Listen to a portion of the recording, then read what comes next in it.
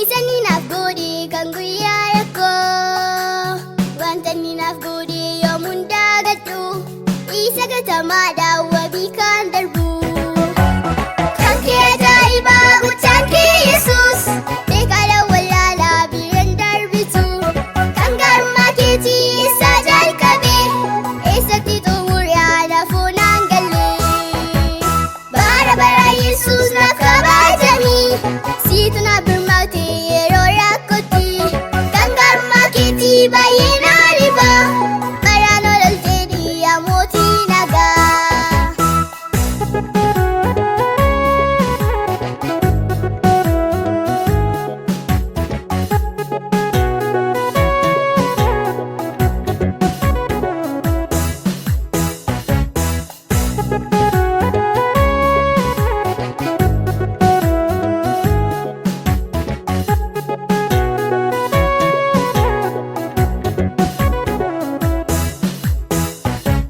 Sabni kee murtii abdii kutatee, dudduuba Fari'oon isaan hordofee. Fuulduraan galaanaa diimaatu jira, kiyyoo sana tirii Waaqayyoon keenya.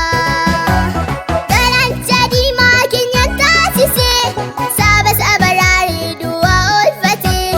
Warra diinota isaa garaa jabeessee, galaanicha diimaa isaan nyaachisee. Kan kee ajaa'ibaa guddaan kee Yesuus, beekaadha wallaalaa biraan darbitu. Kan garummaa keetii eessaa jalqabee, eessatti xumure anaafoo naan galle.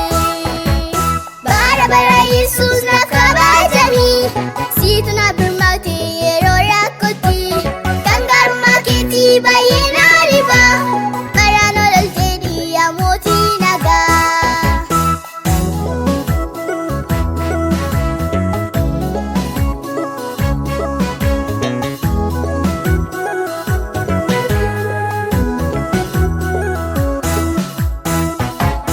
Ergati naaf taate yoomuu siin gaynu, jaalalli kee addaa hin madaalamu.